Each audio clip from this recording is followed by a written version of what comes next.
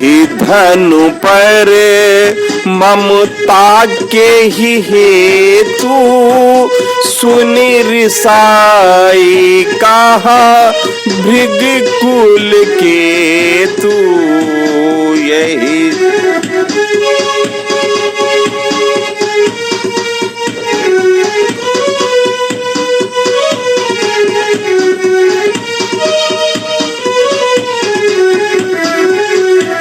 रे नृप बालक काल बसे बोलत तो ही न संभारे।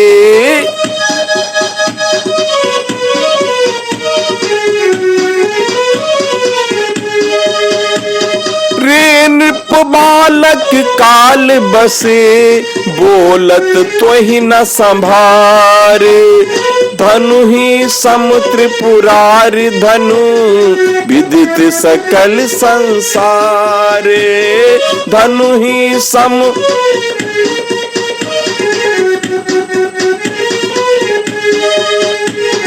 विदित सकल संसारे। विदित सकल संसारे। और भैया इस प्रकार तकरार पर तकरार होती जा रही है। लखनलाल जी और परशुराम जी आमने सामने हैं भैया, और झगड़ा बराबर का चल भी रहा है। चले भी क्यों ना, झगड़ा होना भी चाहिए भाई। जब कोई किसी से कम तो है नहीं।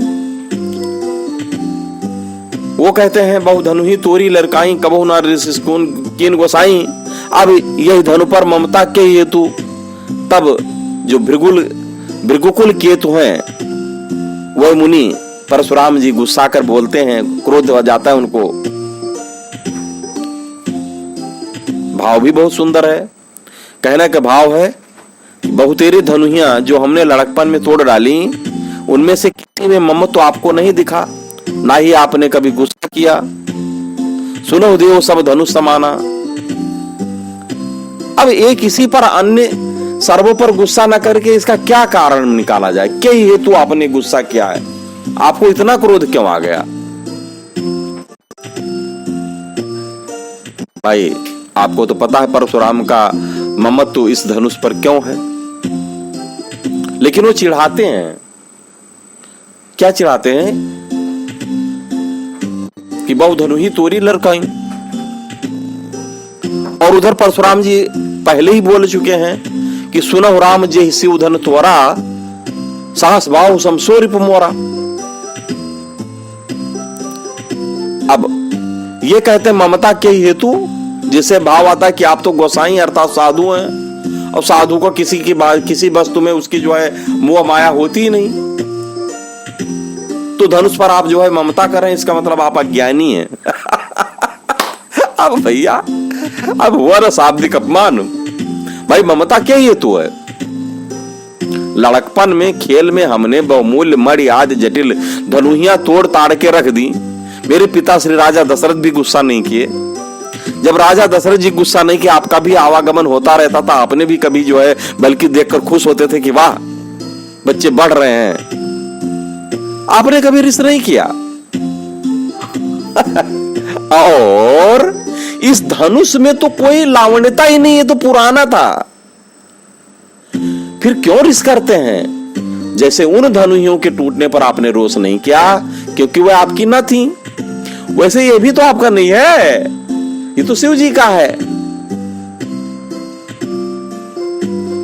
शिव जी का अथवा ये कह लीजिए कि शिवदत्त शिव द्वारा दिया हुआ जनक के बाप दादों का है।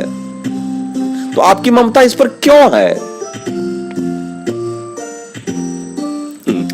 भैया देखो,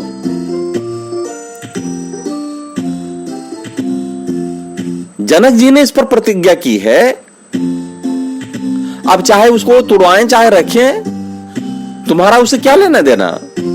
जो तुम्हारा रहता तो तुम ही को ना सौंपते। भाई शिव जी ने जनक जी को क्या आज्ञा दी थी? शिव जी ने जनक जी को आज्ञा दी थी कि तुम जानकी जी के विवाह के लिए इस धनुष को तोड़ने की प्रतिज्ञा करो, तब तुम्हारी कन्या के योग पति मिलेगा। ये पहले ही बताया जा चुका है कथा में। अब शिव जी की आज्ञा से धनुष तोड़ना ही इसका शुल्क हुआ, और श्री राम जी ने तोड़ा, तब आप कौन होते हैं बीच में बोलने वाले हैं? लखनलाल जी परशुराम का अपमान करते तो हैं, लेकिन बहुत ही मार्मिक और शाब्दिक ढंग से भैया।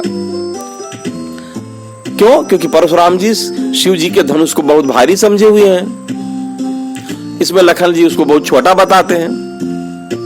अच्छा, वाद विवाद में ऐसा कहने की रीत भी है। एक बार की बात बताऊं, जब रावण ने हनुमान जी को बहुत भारी बलवान कहा, तब अंगद ने उनको बहुत छोटा धावन कहा, क्यों? तो झंडा लेकर भगवान श्री राम जी के सेना के आगे दौड़ने वाला एक छोटा सा कपी है।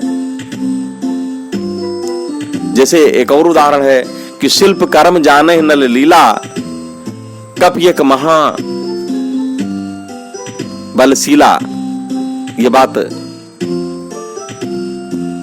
रावण और अंगद संवाद में प्रसिद्ध है कि शिल्प कर्म जाने नल लीला, नल नीला को शिल्प कर्म आता है। और हाय कप एक महाबलशीला, आवा प्रथम नगर जे जारा। भाई रावण इस बात को मानता है। रावण नगर अल्प कविदाई, सुनि अस बचन सत्य को कहाई। जो अति सुभट सरायो रावण, सो सुग्रीव केर लघु धावन। है कि नहीं? अब वही हाल यहां पर जो है लखनलाल जी कर रहे हैं। उदाहरण देखिए, जब सुनि रिसाय का बिल्कुल केतु की बात आती है तो भृगु जी क्रोधी थे, उन्होंने भगवान विष्णु की छाती में लात मारी। परीक्षा ही क्यों ना सही, पर मारा तो।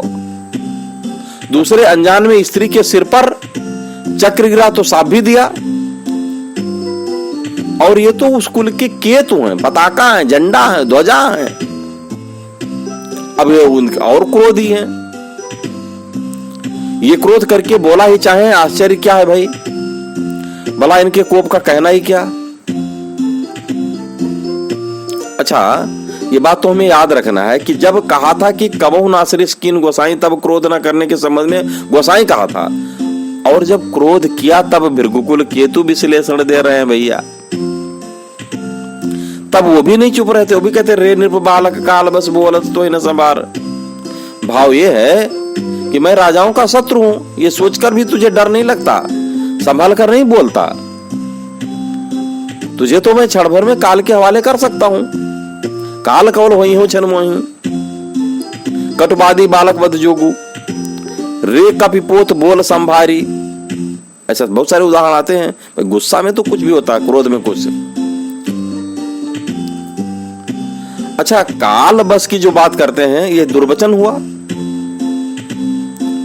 जो कोई काल के बस होगा भैया, वो दुर्वचन बोलेगा, ठहाका लगाकर हंसेगा, अनर्गल बातों को बकेगा। श्री राम जी से कहते हैं कि तेरा भाई जैसा संभाल कर बोलता है श्री राम जी, वैसा तू क्यों नहीं बोलता? श्री राम जी के वचन सुनकर परशुराम जी प्रसन्न हुए थे, क्योंकि उनके वचन बहुत नम्रता थे। नाथ संबुधन भंजन आरा, कोई है कोई योगदास तुम्हारा। इसी से वह कहते हैं कि तुझे बोलने का सलीका ही नहीं है, तेरे भाई को बोलने का सहूर है, तू तो कुछ जानता नहीं। भाई संभाल कर बोलता है और तू संभाल कर बोलता ही नहीं। धनु ही सम त्रिपुरार धनु कह रहा है तू। भाई लक्ष्मण जी ने दो प्रश्न किए, या ये कह लीजिए दो बातें कही।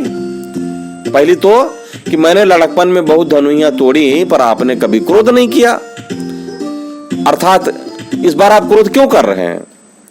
अच्छा, दूसरा क्वेश्चन उन्होंने क्या क्या प्रश्न किया कि इस धनुष पर आपका ममत्व के कारण से है भाई। अब परशुराम जी इसका उत्तर ना दे सके, उत्तर ना बन पड़ा उनसे, अतः उन्होंने केवल धनु ही शब्द को पकड़कर उसी पर अपना क्रोध दिखाया। धनु ही सम, अर्थात तूने शिव जी के जगत विख्यात धनुष को धनु ही क्यों कहा? लक्ष्मण जी ने इसका उत्तर तुरंत दे दिया। लखन क्या कहते हैं, कैसे उत्तर दिया उन्होंने? तुरंत कहा, लखन हंसी हमरे जाना सुनो देव सब धनुष समाना। बात समझ रहे ना? मेरे लिए तो सारी धनुष बराबर है। अच्छा, बात ये लक्ष्मण जी जानकर बोल रहे थे, ऐसे नहीं कि अनजाने में बोल रहे थे भाई। परशुराम जी का अपमान सूचित हो, इसीलिए बोलते थे। जनाते भी इसलिए थे भाई। शिव जी के द्वारा राजा जनक के अधिकार में दिया हुआ धनुष परशुराम का क्रोध करना और उस पर लखन जी का धनु ही कहना, यह अपमान ही तो हुआ, क्योंकि वे गुरु के द्वारा प्रतिष्ठित पिनाक को धनु ही के बराबरी करने पर गुस्सा ही करेंगे, क्रोध करेंगे। और उन्हीं दोनों अपमानों का उत्तर परशुराम जी भी देते हैं। कहते हैं धनु ही सम त्रिपुरार्धन विदित सकल संसार। पिनाक की प्रतिष्ठा की उन्होंने और भगवान शिव यानी त्रिपुरार का धनु कहकर उसको सम्मान प्रकट किया। ये जताते हैं कि जिस धनुई को तुम धनुई धनुई कहकर हमको चिढ़ा रहे हो, और ये जिसका धनुष है उनका मैं उपासक हूं, शिष्य हूं, मैं उनकी पूजा करता हूं। अर्थात जिससे त्रिपुरासुर मारा गया, जो बड़े परिश्रम से निर्माण किया गया था, जिसमें सारे देवताओं ने अपनी अपनी शक्ति लगा डाली, जिसको शिव जी ही चढ़ा सकते थे, दूसरा कोई चढ़ा ही नहीं सकता था, ऐसे कठिन धनुष को धनु ही कहता है तू? भला वो धनु के समान कैसे हो सकता है? और फिर विदित सकल संसार प्रसिद्ध है। जैसे कहा गया, उदाहरण दिया गया, नृप भुजबल विधु शिवधन राहु गरऊ कठोर विदित सब काहू। अच्छा, इसमें रे और तो ये शब्द जो परशुराम जी यूज करते हैं, ये भी क्रोध को ही इंडिकेट करता है। अच्छा, उधर लक्ष्मण जी चुटकियां भी खूब ले रहे हैं भाई, वो क्रोध को और उभार दे रहे हैं। अच्छा, आप ये भी जानते हैं कि क्रोध में बुद्धि शिथिल पड़ जाती है। वो अपने मुंह से स्वयं कहते हैं त्रिपुरार का धनु है, धनु ही नहीं है। फिर भी यह नहीं सोचते कि उसको तोड़ने वाला भी साधारण मनुष्य तो नहीं होगा ना। यहां पर परशुराम जी की बुद्धि कहां चली जाती है? जाहिर सी बात है कि क्रोध कर रहे हैं, इसलिए बुद्धि गायब हो गई। देखिए, इंसान क्रोध में ही गलतियां करता है भैया। क्यों जो है परशुराम जी जो है श्री राम जी को लखन को अबोध बालक समझ रहे हैं? यही उनकी गलती है। वो धनुष तोड़े खड़े हैं और उनको बालक समझ रहे हैं। बालक बचन करिए नहीं काना, बर रहे बालक एक सुभाऊ, इन्हें न संत विदोषो काऊ। ये तो श्री राम जी और कौशिक जी के समझाने पर ऐसी बात आती है। लेकिन यहां पर परशुराम जी को एक बार तो सोचना ही चाहिए ना कि कोई साधारण नृपपुत्र परशुराम सरीखे क्षत्रिय कुल कानन किसानों के सामने खड़ा भी हो सकता है क्या? इतना अति उत्तर दे पाएगा क्या? यह स्थिति श्री जनक जी महाराज की हो गई थी कि वहां एक बालक उत्तर प्रत्युत्तर कर सकता था। चाहत उड़ावन फूंक पहाड़ू, यहां कोम्मड़ बतिया को नहीं इत्यादि रीत से निडर होकर के कोई बालक साधारण वीर पुरुष के आगे भी सामना करता तो वह भी जान लेता कि यह कोई साधारण बालक नहीं है। परंतु यहां परशुराम जी कैसे नहीं जान पा रहे हैं? क्यों? क्योंकि क्रोध में है। और आप तो जानते ही हैं, क्रोध आवेश में कुछ समझते नहीं बनता। तस्मात यहां बुद्धि का नाश व ज्ञानहीनता सूचित हो जाती है। इसलिए भैया, कभी भी किसी को भी क्रोध हो, एक जगह बैठ जाइए, थोड़ा जल मंगाइए, शीतल जल का पान करिए, दिमाग को थोड़ा सा सोचने का मौका दीजिए, तभी कोई काम करिए। नहीं तो परशुराम जी आए थे जनकपुर में, देखते ही श्री राम जी के दिव्य दर्शन में तो भाई आगम जानी थे, त्रिकालदर्शी परशुराम जी थे। जो बालक विश्वामित्र जी के साथ आए हों, धनुष जहां पर रखा था उस मंच पर उसको तोड़कर खड़े हुए हों, बगल में उनके लघुपराध छोटा भाई हो, यह देखकर भी वे मुनि परशुराम जी जो भृगुकुल केतु, भृगुकुल के पताका ध्वजा, धर्म ध्वजा कहे जाते हैं, उनकी बुद्धि मलिन हो जाती है। क्यों? क्योंकि वो क्रोध बस है। तो अब आप देख ही रहे ना कि क्रोध से कितना बड़ा नुकसान हो सकता है। अगली कथा हम आपको अगले चौपाई के विश्लेषण के साथ सुनाएंगे।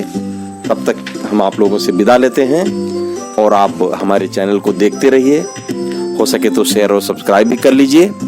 और यदि आपको मेरा विश्लेषण या कथा कहने का ढंग या इसमें कुछ भी अच्छा लगता है तो हमारे मनोबल को बढ़ाने के लिए इसको शेयर और सब्सक्राइब करिए। अपने प्यारे प्यारे सुंदर सुंदर कमेंट हमें दीजिए।